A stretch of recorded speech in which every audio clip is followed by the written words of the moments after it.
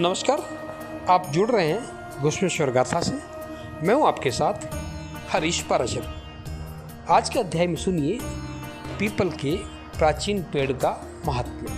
मैंने पहले भी बताया था कि घुश्मेश्वर महादेव मंदिर परिसर और इसके चारों ओर सदियों पहले घना जंगल था।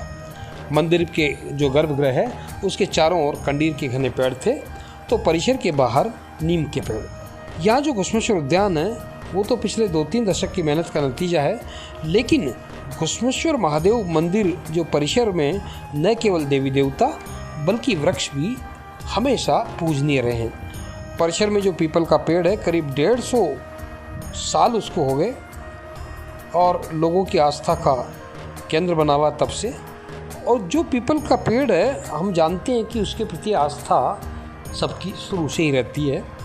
खुद भगवान श्री कृष्ण ने गीता में अर्जुन से कहा भी है, अश्वत्थ वृक्षाणाम देवर्षिणाम च नारद गंधर्वाणाम चित्रथ सद्वाना कपिलो मुनि। अर्थात सब वृक्षों में मैं ही हूँ, अश्वत्थ यानी पीपल हूँ, और देवर्षियों में नारद हूँ, गंधर्वों में चित्रथ भी मैं ही हूँ, और सिद्धों में कपिल मुनि भी मैं ही हूँ।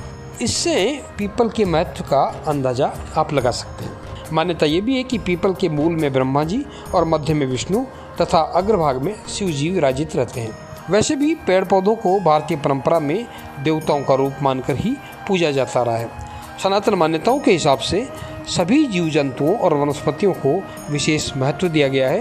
यही कारण है कि किसी न किसी रूप में नदी, पहाड़, जीव और वनस्पतियों को धार्मिक आस्थाओं के साथ जोड़ा गया है। इनसे महत्व और ज़्यादा बढ़ जाता है। पीपल के वृक्ष को सर्वोत्तम माना गया है, या यूँ कहें कि पीपल को एक देवीय वृक्ष माना जाता है तो अतिशयोक्ति नहीं होगी। सिवाड़ का जो घुश्मेश्वर मंदिर है उसमें जो विशाल का पेड़ है वो अन्य देवालयों के समान बहुत प्राचीन है। और ये पेड़ कितना प्राचीन है इसकी ठोस जानकारी तो नहीं है, लेकिन मेरे पूज्य पिताजी पंडित नैनूलाल जी पाराशर बताते हैं कि पीपल का ये पेड़ वे भी अपने बाल्यकाल से ही देख रहे हैं। वे बताते हैं कि सिवाड़ के तत्कालीन ठाकुर मेहताब सिंह के दौर में उनके पितामह पंडित प्रताप जी पाराशर ने मंदिर परिसर में पीपल का ये पौधा रोपा था। इस तरह से इस पेड़ का इतिहास मेरी भी चौथी पीढ़ी से जुड़ा हुआ है। अनुमान है कि ये पेड़ करीब 250 बरस पुराना होगा।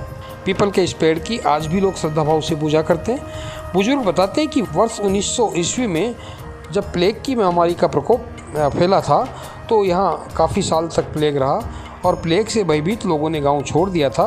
पास की जो छिपोलाई और छापर में लोग रहने लग गए थे, तो पीपल को रोगनाशक मानते हुए ये भी रहा कि पीपल की पूजा का महत्व माना गया। और उसके बाद लोगों को, गांव के लोगों को निरोगी रखने की कामना से पंडित प्रताप जी पाराशर ने पीपल का एक पौधा यहाँ लगाया। पहले इस पेड़ की गहरी जड़ें फर्श में फैलती रहती थी, और जब घुश्मेश्वर उद्यान के विकास का दौर शुरू हुआ तो पीपल के चारों ओर गट्टा बना दिया गया। लोग मनौती मांगने के लिए पीपल के चारों तरफ मंगलसूत्र भी बांधते हैं। शनिवार को ब्रह्म मुहूर्त में पीपल पूजा का अपना महत्व है।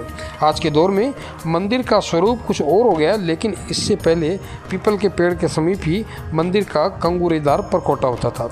यहीं से मंदिर की छत पर जाने की सीढ़ियाँ थी और परकोटे के कोने पर ऐसा बुर्ज था जैसा आपको देवगिरी किले में नजर आता है। घुश्मेश्वर गाथा में आज इतना ही। अगली कड़ी में मैं आपको बताऊंगा कि किस तरह से घुश्मेश्वर महादेव के इस प्राचीन मंदिर के कायापलट का दौर शुरू हुआ। आज इतना ही, मुझे दीजिए इजाज़त। नमस्कार।